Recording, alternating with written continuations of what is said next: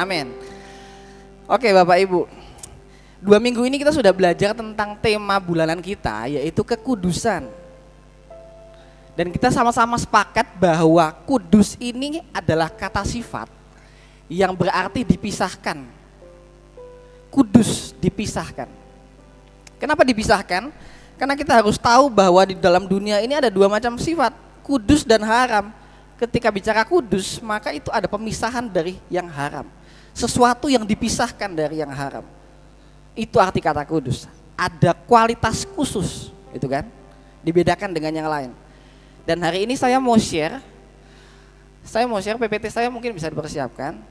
Hari ini saya mau share tentang kekudusan dalam hubungannya dengan ibadah. Kekudusan dan kaitannya dengan ibadah. Bahwa sebenarnya ibadah kita itu adalah sebuah wadah, sebuah komunitas, sebuah kegiatan yang bukan hanya dilakukan secara rutinitas. Mungkin Bapak Ibu datang setiap minggu gitu ya. Ada yang komsel lagi setiap hari apa gitu. Jangan jadikan itu sebagai sebuah rutinitas saja. Tapi kita harus melihat bahwa dalam ibadah itu juga ada proses pengudusan di dalamnya.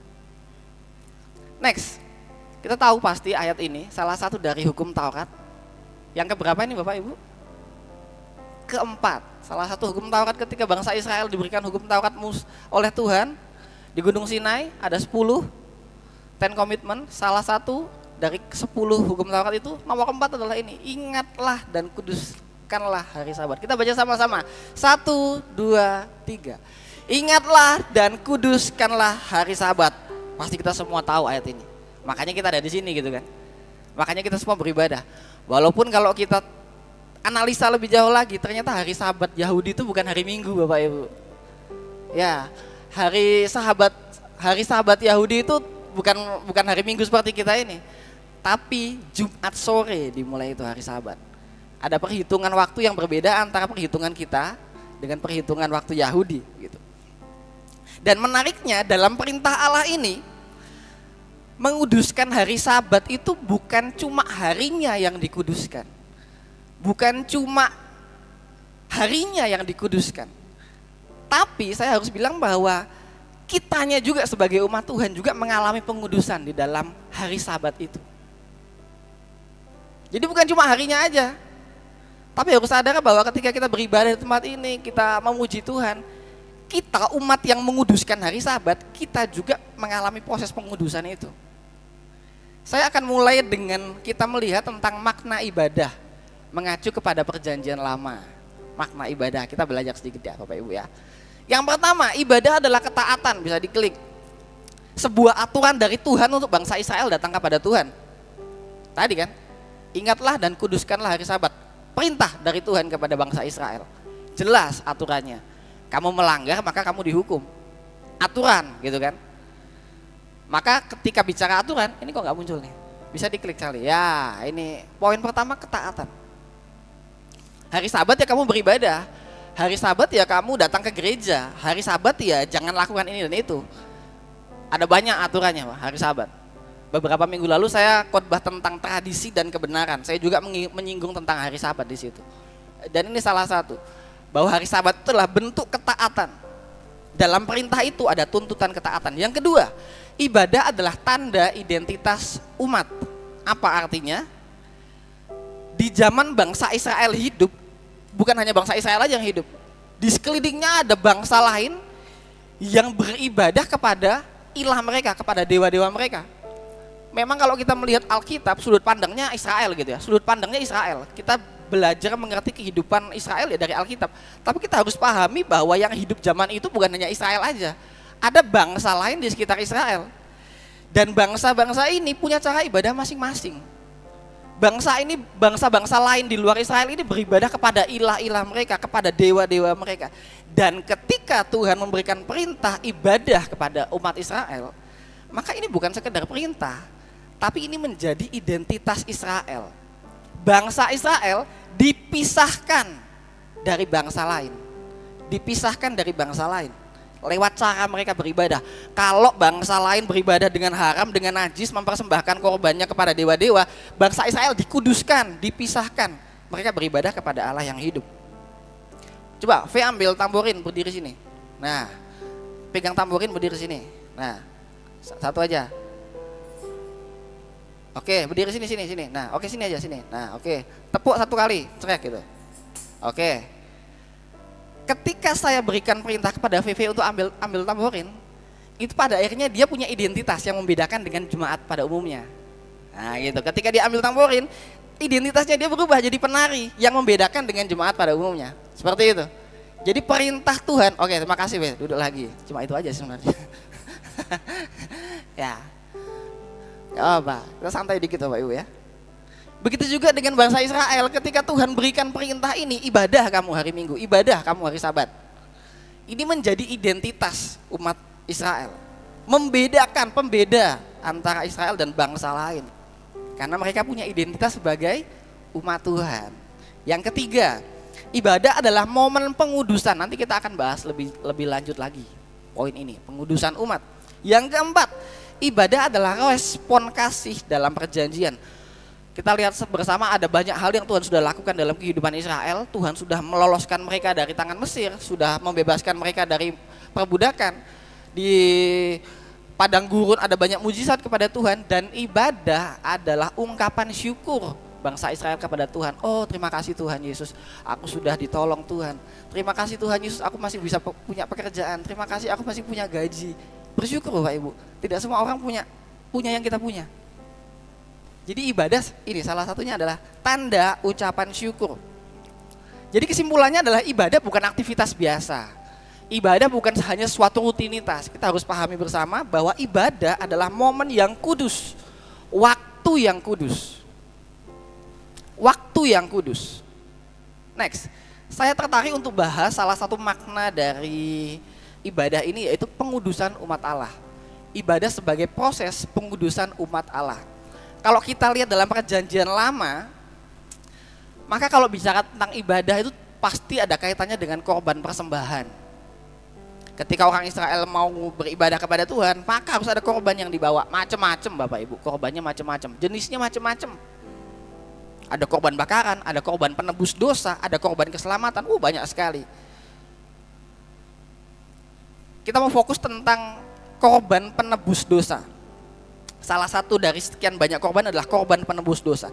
Korban penebus dosa ini berbeda dengan korban yang diadakan pada hari raya pendamaian. Ini berbeda. Nah ini ada dua perbedaan antara korban penebus dosa dan hari raya pendamaian atau Yom Kippur.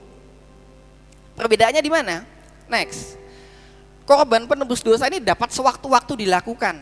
Ketika ada seseorang yang berdosa dan dia sadar, aduh aku sudah melakukan dosa, aku perlu diampuni Tuhan, maka dia lakukan korban penebus dosa.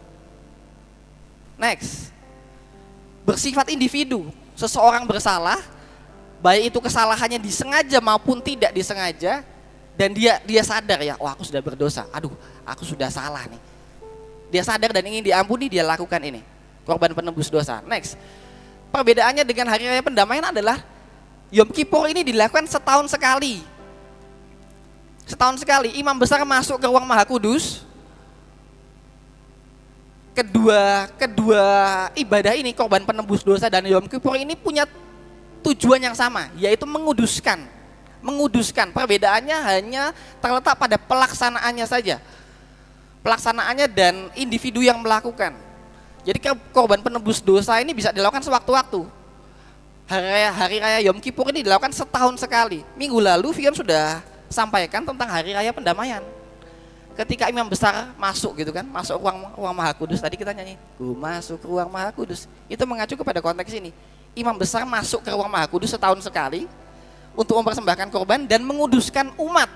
Ini Yom Kippur ini cakupannya nasional. Jadi imam besar itu menguduskan orang Israel secara nasional. Ya, imam besar masuk ruang Maha Kudus, kakinya dirantai, dikasih giring-giring. Kalau imam itu berdosa, maka dia akan mati di dalam ruang Maha Kudus. Karena dosa manusia tidak bisa disatukan dengan kekudusan Tuhan. Itu minggu lalu, bisa lihat di YouTube kalau Bapak Ibu mau ikuti. Hari ini saya mau sampaikan tentang korban penebus dosa. Jadi korban penebus dosa ini jelas dapat dilakukan sewaktu-waktu. Ketika seseorang dia sadar dia berdosa dan ingin diampuni, dia lakukan ini. Oke, kita mau belajar sedikit tentang korban penebus dosa. Ada prosedur-prosedur yang harus dilakukan. Kita buka sama-sama Imamat 4. Imamat 4, ya. Yang bawa Alkitab bisa buka sama-sama karena saya tidak cantumkan di atas.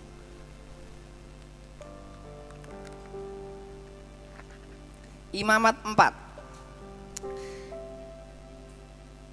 Sudah ketemu Bapak Ibu? Di dalam perjanjian lama. Ya. Imamat 4 kita akan baca mulai dari ayat 2. Prosedur pertama yang harus dilakukan dalam korban penebus dosa adalah menyadari bahwa seseorang itu berdosa. Harus ada kesadaran. Kita baca sama-sama ya, ayat 2. Ayat 2 kita baca sama-sama yang sudah ketemu. 1, 2, 3. Katakanlah kepada orang Israel, apabila seseorang tidak dengan sengaja berbuat dosa dalam sesuatu hal yang dilarang Tuhan, dan ia memang melakukan salah satu daripadanya, belum selesai. Masih ayat 2 nih. Jadi jelas bahwa tahap pertama yang harus dilakukan seseorang untuk melakukan korban penebus dosa ini adalah dia sadar bahwa dia berdosa. Dia sadar, perhatikan bahwa di ayat ini ditulis, ini bukan tentang dosa yang disengaja saja. Disengaja itu mencuri, sengaja dong kalau mencuri, jangan bilang mencuri itu kilap gitu, jangan bilang. Saya kilap mencuri, aduh nggak sengaja, enggak. Namanya mencuri ya sengaja gitu kan, melakukan tindakan gitu, sengaja. Membunuh, waduh saya tadi malam lihat di media sosial, di mana itu? Lupa tempatnya di mana, penikaman, wah. Orang lagi nongkrong-nongkrong di Alfamidi di toko gitu, tiba-tiba ada orang tidak dikenal ditikam. Menikam itu lagi duduk-duduk, serem banget ya. Pembunuhan, sengaja dong, jangan bilang nggak sengaja, lagi main-main, nggak mungkin dong. Itu dosa yang disengaja. Di ayat 2 ini dijelaskan satu dosa yang disengaja, tapi juga bicara tentang dosa yang tidak disengaja. Ya kan? Apabila seseorang tidak dengan sengaja, ya kan jelas nih ayatnya nih. Tidak sengaja bohong, tidak sengaja berkata kasar. Aduh, aku tadi ngomongnya kasar nih. Aku ngomongnya terlalu pedes nih. Aduh, aku marahin anak kebangetan nih. Aduh, anak-anak, aku udah bohong sama orang tua. Tidak sengaja gitu.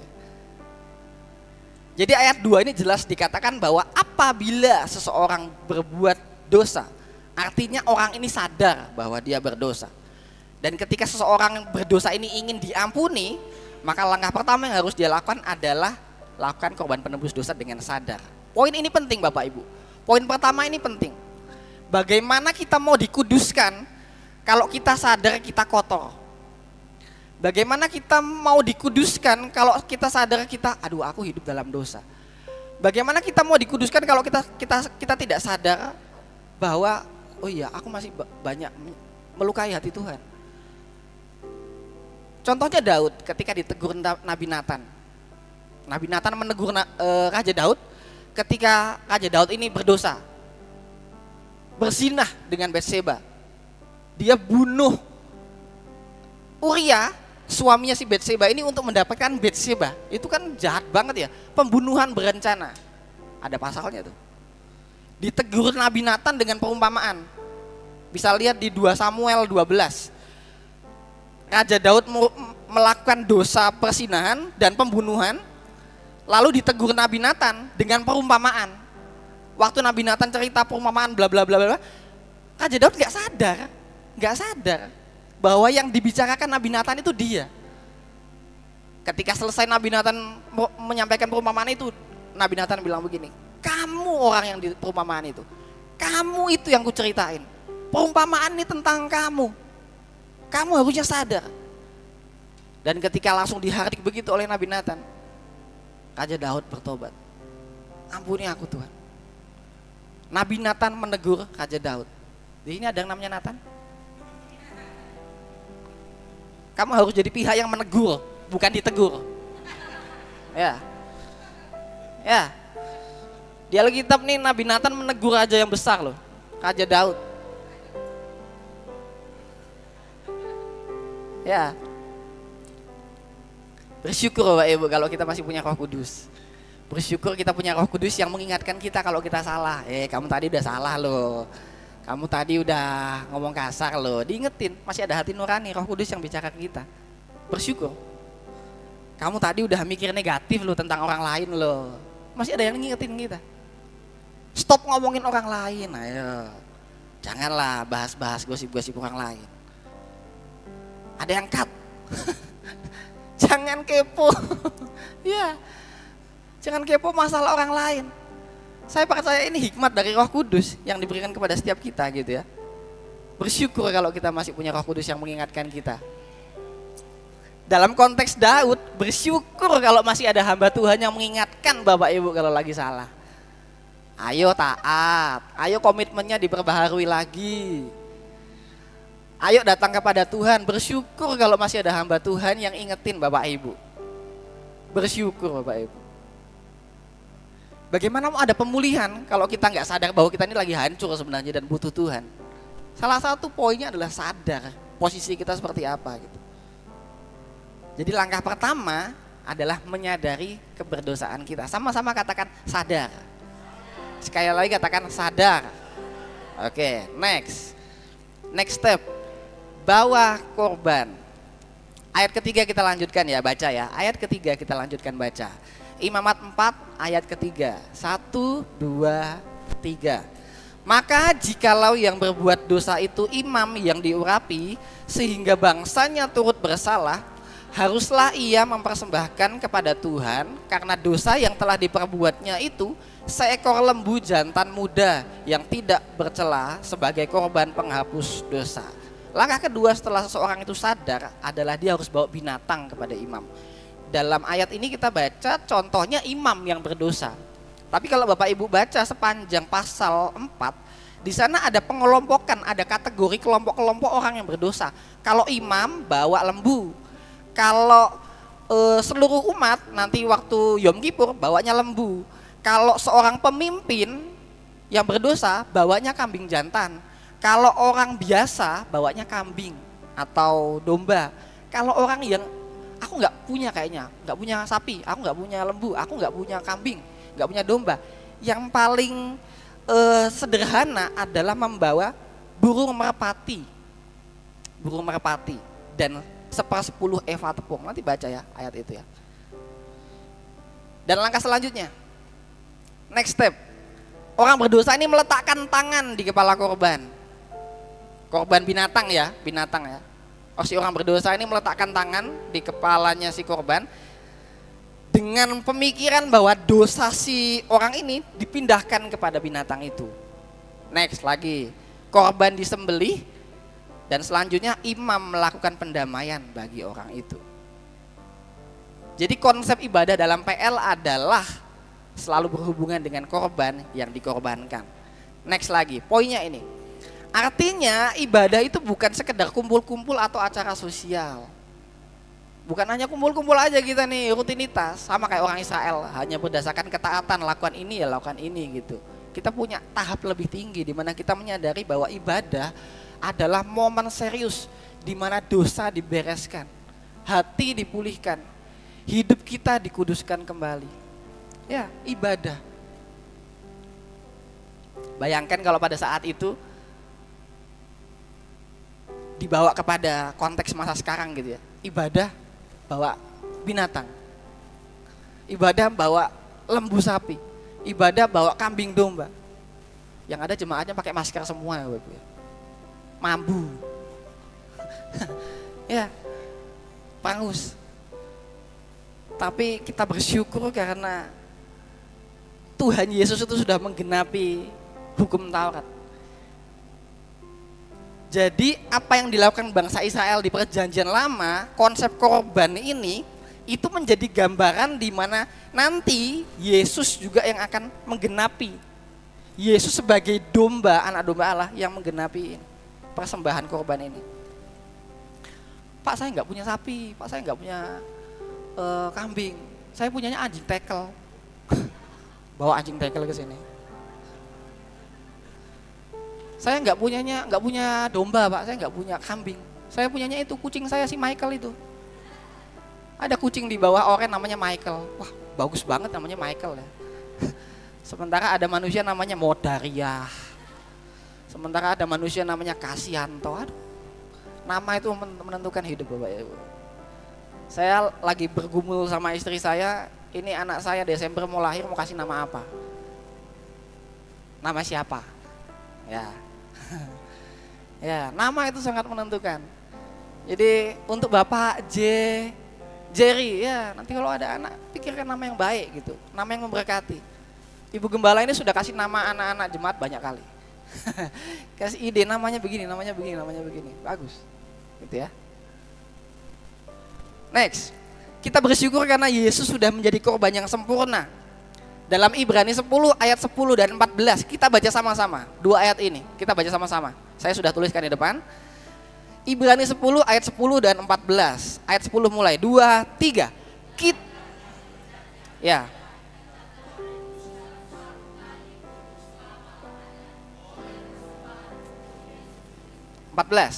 Sebab oleh satu korban saja ia telah menyempurnakan selama-lamanya mereka yang dikuduskan. Yes, artinya pengorbanan Yesus di kayu salib itu cukup sekali untuk selama-lamanya. Sekali aja korban yang selama ini dilakukan orang Israel, ketika Yesus hadir menggenapi itu semua, udah nggak perlu lagi ini. Yesus yang jadi jawaban. Harusnya binatang yang dikorbankan, harusnya domba yang dikorbankan, tapi Yesus sebagai anak domba Allah yang dikorbankan. Dan cukup sekali, langsung beres. Sekarang kita hidup dalam perjanjian lama, perjanjian baru. Sekarang kita hidup dalam kemenangan. Dengan darah Yesus kita dimenangkan. Dengan darah Yesus kita dikuduskan. Oleh sebab itu kita datang beribadah, kita menikmati hadirat Tuhan. Dan kita dikuduskan dengan korban persembahan dari Tuhan. Jadi prinsipnya tetap sama Bapak Ibu. Perjanjian baru dan perjanjian lama prinsipnya tetap sama tentang ibadah ini. Prinsipnya apa? Pengudusan. Bisa next lagi deh. Sekarang kita nggak bawa lagi korban-korban binatang. Sekarang kita nggak bawa lagi korban lembu, kambing, dan lain-lain. Kita nggak bawa lagi binatang. Tradisinya hilang, tapi kebenarannya tetap ada. Prinsipnya tetap ada, yaitu ibadah kita ini menguduskan kita. Kita memang nggak bawa binatang, tapi dalam ibadah ini kita juga mengalami pengudusan yang sama seperti yang dilakukan oleh orang Israel. Tradisinya hilang. Berkaitan lagi dengan khotbah saya beberapa waktu lalu. Tradisinya hilang, tapi kebenarannya tetap ada. Kita tetap dikuduskan, kita tetap mengalami pengudusan daripada Tuhan. Di zaman PL, zaman perjanjian lama, orang Israel bawa kambing. Sekarang kita membawa hati dan tubuh kita. Nah ini, kalau orang Israel dulu bawanya binatang, maka kita datang beribadah, kita bawa hati kita. Tuhan, aku siap dibentuk, aku siap diubahkan, aku siap dikuduskan. Terima firman dengan hati yang terbuka. Kita bawa hati kita memuji Tuhan. Next, Roma 12 ayat 1. Kita pasti tahu ayat ini. Kita baca sama-sama lagi ya Bapak Ibu ya. Semoga kelihatan. Roma 12 ayat 1, 2, 3. Karena itu saudara-saudara, demi kemurahan Allah, aku menasihatkan kamu supaya kamu mempersembahkan tubuhmu sebagai persembahan yang hidup, yang kudus dan yang berkenan kepada Allah. Itu adalah ibadahmu yang sejati. Persembahan kita bukan lagi korban. Persembahan kita bukan lagi binatang, tapi tubuh kita. Mempersembahkan tubuhmu sebagai persembahan yang hidup, yang kudus. Salah satu persyaratan yang harus dilakukan bangsa Israel ketika bawa korban, bawa lembu, sapi, apapun itu korban binatang, korban itu nggak boleh cacat Bapak Ibu. Ada cacat sedikit satu nggak kepake, nggak layak. Poin ini juga yang Tuhan terapkan masa ini. Cacat itu bukan bicara fisik ya, tapi Tuhan mau kita mempersembahkan tubuh kita dalam keadaan baik, kudus. Tuhan, ini aku, bentuk aku. Ilustrasinya adalah ibadah itu seperti ruang cuci. Ibadah itu seperti masuk ke dalam ruang cuci. Pakaian kita kotor karena sudah dipakai sepanjang minggu. Pakaian kita kotor, dipakai sepanjang minggu. Kalau mau dipakai lagi, ya harus dicuci dulu. Begitu juga kita. Sepanjang minggu kita kotor, sepanjang minggu kita berpikir negatif, sepanjang minggu kita ngomongnya mungkin kasar, sepanjang minggu kita perkataan kita menyakiti orang lain. Dan ketika hari Minggu kita datang beribadah kepada Tuhan, kita siap, Tuhan pulihkan aku, Tuhan kuduskan aku. Setiap kali ibadah sebenarnya Tuhan sedang membawa kita kepada mesin cuci rohani, menyucikan kita, menguduskan kita. Tuhan membersihkan kita dengan darah Kristus, menguduskan kembali hati kita. Jadi Bapak Ibu kalau datang ibadah, jangan berpikir bahwa oh ini datang hanya sekedar rutinitas, ini ibadah ini sekedar kebiasaan minggu. Hari Minggu ya beribadah. Punyai hati yang lebih dari itu, bahwa ketika beribadah aku mau berjumpa dengan Tuhan. Aku mau merasakan hadirat Tuhan. Oh tadi puji-pujian luar biasa ya. Kudus-kuduslah Tuhan. Datang dengan kesadaran bahwa ini waktuku untuk dibereskan. Ini waktuku untuk dibereskan Tuhan, dipulihkan. Jadi untuk Bapak Ibu yang sedang berat hati, sedang galau, sedang sedih terhadap masalahnya pribadi, datang ke gereja dan rasakan hadirat Tuhan. Hadirat Tuhan bawa kita kepada damai sejahtera sukacita surgawi. Ibadah bukan rutinitas mingguan, tapi laboratorium kudus, ya, di mana Tuhan memurnikan hidup kita. Saya persilahkan Komsel Immanuel untuk mempersembahkan pujian.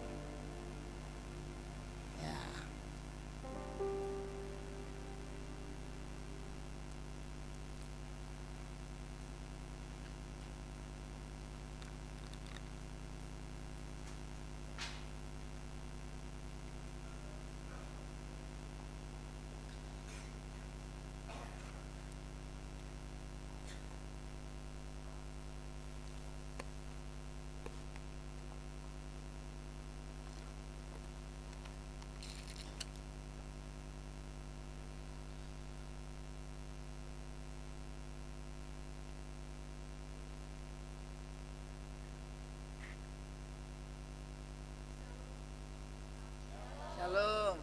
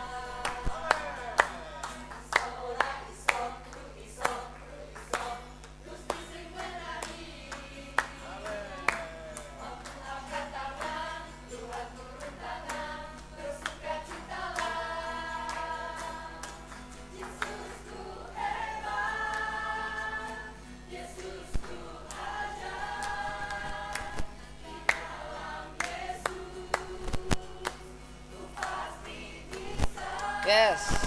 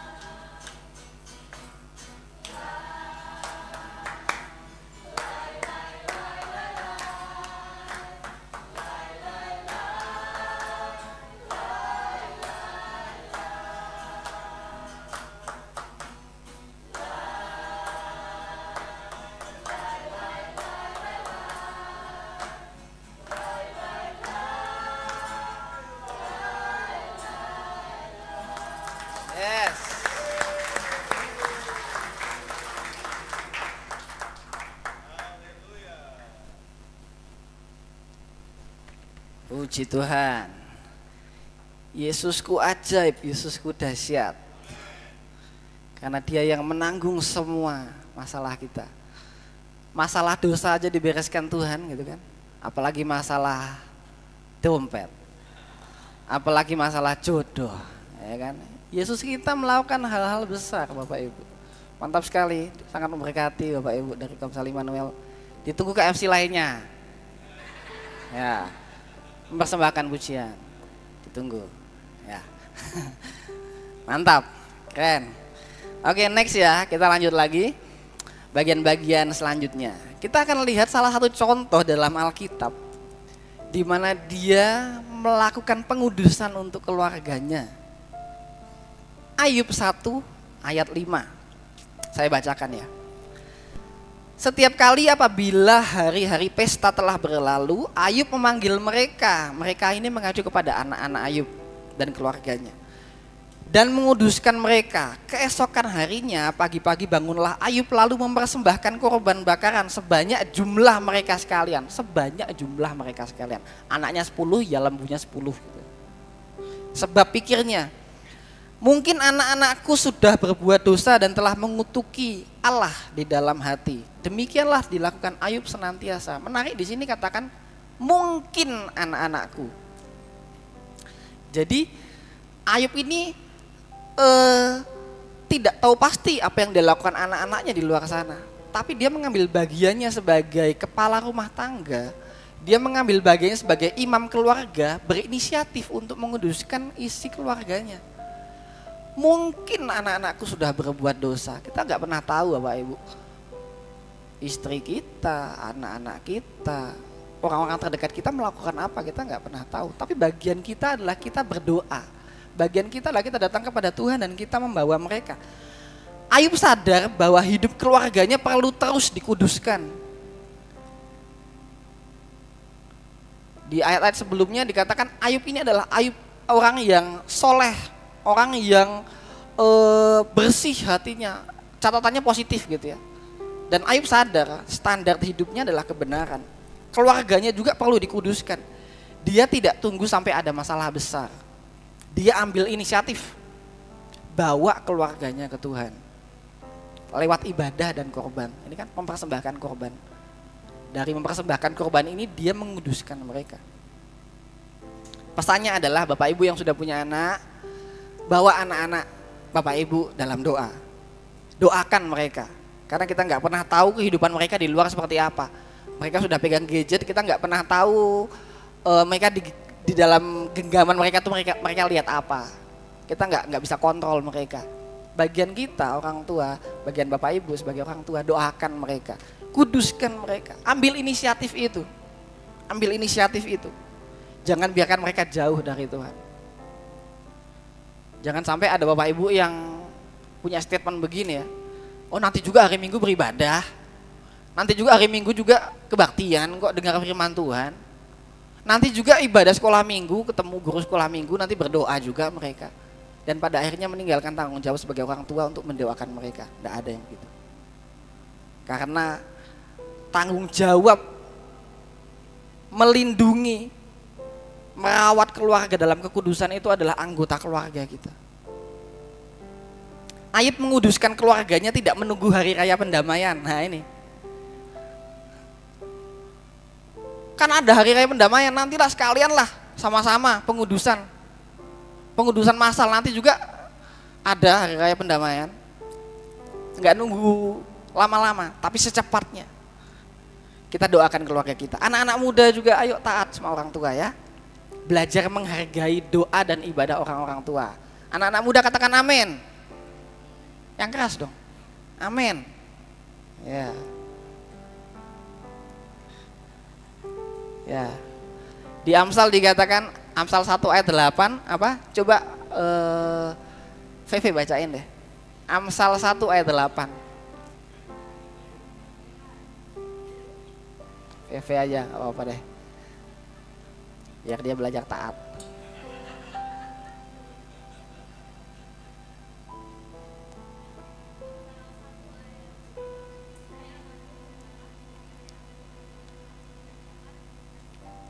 Ya, dengarkan ajaran orang tua anak-anak. Eben amin? Amin. Ya. Dengarkan. Mika amin Mika? Amin. Ya, dengar papa aja berdoa. Ya, beribadah gitu. Orang tua yang baik itu harus mengarahkan anak-anaknya kepada hal-hal rohani juga. Jangan hanya mikir pendidikan, sekolah tinggi, kerja. Bener, harus kerja juga baik, pendidikan tinggi juga baik. Tapi jangan sampai lupa kerohanian juga harus dijaga. Iya. Datang ke MC. Gitu ya. Iklan lagi dong. Oke, next yuk. Ayub menguduskan keluarganya. Orang yang hidup dalam kekudusan tidak hanya menjaga dirinya sendiri. No, tidak hanya berpikir aku sudah dikuduskan ya udah beres. Tidak. Tapi dia juga membawa keluarganya ke hadapan Tuhan, ke hadapan Allah. Ayub nih, dia tahu dia dirinya baik-baik saja, dirinya soleh. Tapi nggak cukup sampai di situ. Dia punya inisiatif memikirkan, oh mungkin anak-anakku sudah berdosa, oh mungkin anak-anakku sudah melakukan ini dan itu. Dia berinisiatif melakukan korban. Next, dalam ibadah kita merasakan hadirat Tuhan dan dari situ kita diubahkan. Hadirat Tuhan mengubah ibadah dari rutinitas berdasarkan ketaatan kita melakukan. Dari rutinitas kita melakukan itu berubah jadi momen transformasi, momen perubahan. Dalam ibadah kita bertemu dengan hadirat Tuhan, wah enak banget Tuhan, aduh, wah kalau memuji Tuhan. Tadi Komsal Immanuel, Yesusku aja, semangat gitu ya, luar biasa. Pesan praktisnya adalah jangan datang ke gereja cuma karena kewajiban. Jangan datang hanya tanda hadir. Oh kemarin minggu lalu aku dibesuk sama Bapak Ibu Gembala, aku gak enak lah kalau gak hadir. Nah, aku barusan divisitasi kemarin sama Bapak Ibu Gembala, aduh gak enak lah kalau gak datang hadir. Jangan hanya tanda hadir aja Bapak Ibu. Jangan hanya tanda hadir. Yang lebih butuh kehadiran Bapak Ibu itu bukan Bapak Ibu Gembala tapi Tuhan. Yang lebih butuh Bapak Ibu hadir di sini tuh Tuhan. Karena Tuhan mau mengoreksi ada yang salah nih hidup kita. Kuduskan. Dalam hadirat Tuhan ada kekudusan. Dalam hadirat Tuhan ada kekuatan yang baru. Yes, ada damai sejahtera sukacita. Serem Bapak Ibu kalau lihat media sosial itu, wah, apa ya? Kita dikasih makan dengan hal-hal ketakutan, hal-hal yang mengintimidasi kita. Ekonomi susah lah, segala macam ini dan itu, perang dan bencana alam, apalah kerusuhan. Media sosial memperlihatkan itu ke kita. Tapi dalam hadirat Tuhan, saya suka doanya Pak Agem begini. Setiap kali Bapak Gembala berdoa begini, damai sejahtera dan sukacita yang melampaui segala akal. Melampaui akal. Damai sejahtera dan sukacita itu kalau kita pikirin kita nggak bisa dapat dari mana-mana loh. Melampaui akal. Kita nggak bisa cari damai sejahtera di luar, nggak bisa. Kita cari sukacita nggak bisa dari luar. Nyatanya dunia itu memberikan ketakutan ke kita kok. Oleh karena itu kita datang bersekutu, beribadah kepada Tuhan, kita dikuatkan lagi. Kita siap untuk hari Senin. Dunia bilang hari Senin berat, hari Senin apa sih tagline-nya? I hate Monday. Seakan-akan Senin itu, wah kerja lagi. Enggak, itu buat orang luar, tapi buat kita happy Monday karena kita sudah dikuduskan. Baterainya penuh lagi. Baterainya sudah dicas lagi, kita beroleh kekuatan daripada Tuhan. Jadi jangan sia-siakan ibadah ini. Next lagi ya. Kalau kita sia-siakan waktu kudus dalam ibadah, kita kehilangan kesempatan untuk bertemu dengan Tuhan. Diubahkan Tuhan, dapat kekuatan baru. Amin firman Tuhan, saya serahkan kepada Bapak Gembala. Haleluya, puji Tuhan. Tadi Sel Immanuel bagus kalau sambil nari pakai giring-giring di bawah, kecrik. Nah itu, haleluya ya. Iya, lain kali bisa pakai giring-giring ya. Laba pria. Tapi keren. Yuk beri tepuk tangan dulu buat Tuhan kita. Tuhan kita keren, Tuhan kita dahsyat, Tuhan kita luar biasa. Haleluya. Coba bilang kanan kiri, kita sedang dikuduskan. Bilang saudaraku. Haleluya. Jadi pulang dengan kekudusan dari Tuhan dan biarkan kita boleh mengalami kemuliaan terobosan dari Tuhan. Mari siapkan hati kita, kita mau nyembah Tuhan, kita mau pulang, kita mau selesai.